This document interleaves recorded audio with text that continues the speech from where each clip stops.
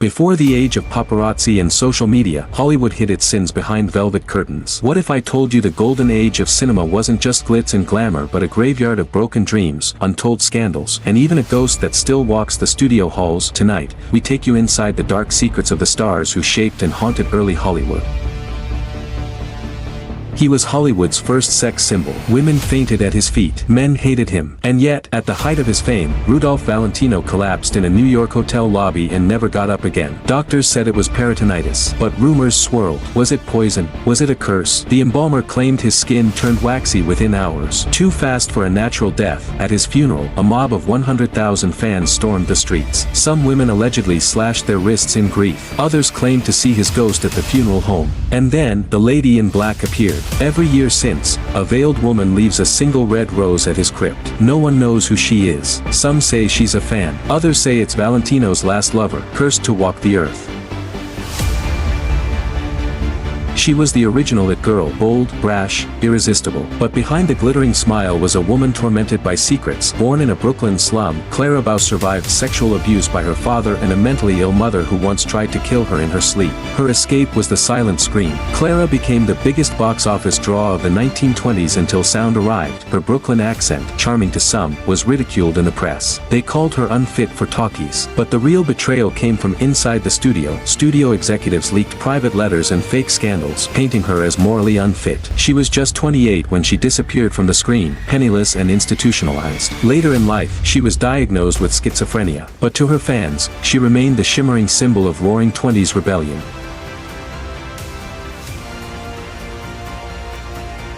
He had the face of a Greek god and the voice of a man no one expected. When sound arrived in Hollywood, many actors were exposed. For John Gilbert, the studio sabotaged him. According to his co-star, Louis B. Mayer hated Gilbert. He ordered his voice be distorted in post-production to make him sound like a whiny teenager. Critics laughed. Audiences fled. Gilbert's career imploded. He died of a heart attack after years of alcoholism and humiliation. But Gilbert's legacy lives on in the romantic epics of the silent era, a tragic prince undone not by talent, but by treachery. Not every star was destroyed, some evolved.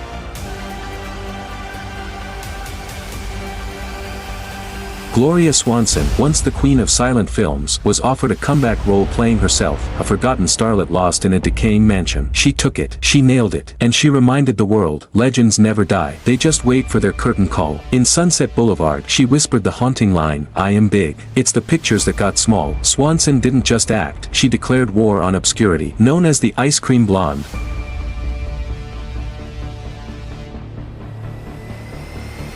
Thelma Todd was a rising comedic star in the 1930s. But in December 1935, her body was found slumped over the wheel of her Lincoln convertible inside her garage on a cold Pacific Palisades cliffside. Carbon monoxide poisoning, they said. But her throat was bruised, her nose broken, her purse missing. Was it suicide or a studio hit job? According to FBI records and the book Hot Toddy, Todd was allegedly being threatened by mobster Lucky Luciano. She had refused to let him use her cafe as a front for illegal gambling. The case was officially closed. But to this day, her death remains one of Hollywood's most enduring mysteries.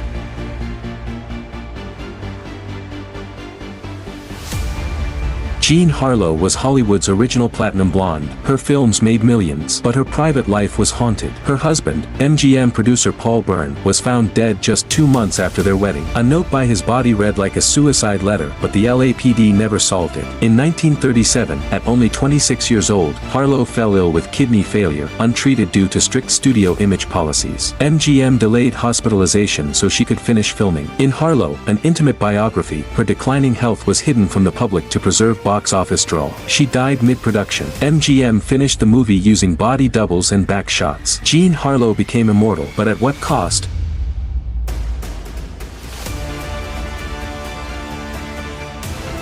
Once the highest-paid actor in silent film, Roscoe "Fatty" Arbuckle's career imploded in 1921 after being accused of murdering actress Virginia Rappe during a wild party. The press crucified him. Studios pulled his films. Protesters demanded justice. Arbuckle was tried 3 times, he was acquitted and the jury even issued an apology. But the verdict came too late. His reputation was destroyed, and he was blacklisted from Hollywood. He died in his sleep in 1933, just hours after signing a new movie deal.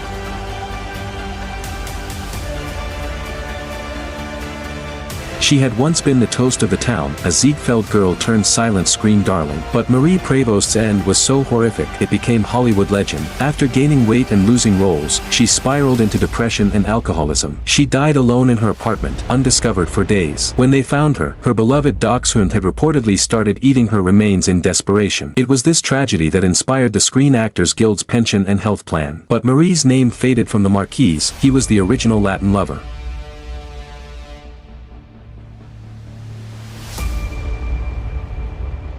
But in 1968, Ramon Navarro was found bludgeoned to death with a silver dildo, a gift from his lover. The murder was brutal. Two brothers had tortured him for hours, convinced he was hiding money. They found only $20. His murder shocked the public and exposed the homophobia and secrecy that haunted gay actors in Hollywood's golden age.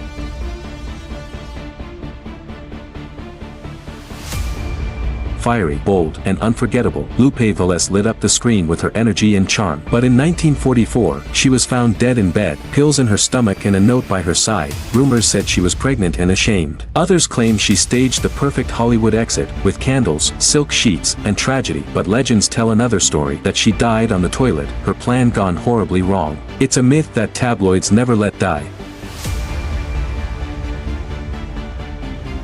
Marie Prévost was a shining star of silent films, known for her comedic flair and radiant presence. But Hollywood's golden glow dimmed quickly. As talkies emerged, she was cast aside. Struggling with depression and alcoholism, she died alone in her Los Angeles apartment in 1937. Days passed before her body was discovered, and a grotesque urban legend was born. It was claimed her starving dachshund had begun to eat her remains. While exaggerated, the story became symbolic of how the industry abandoned its fallen stars.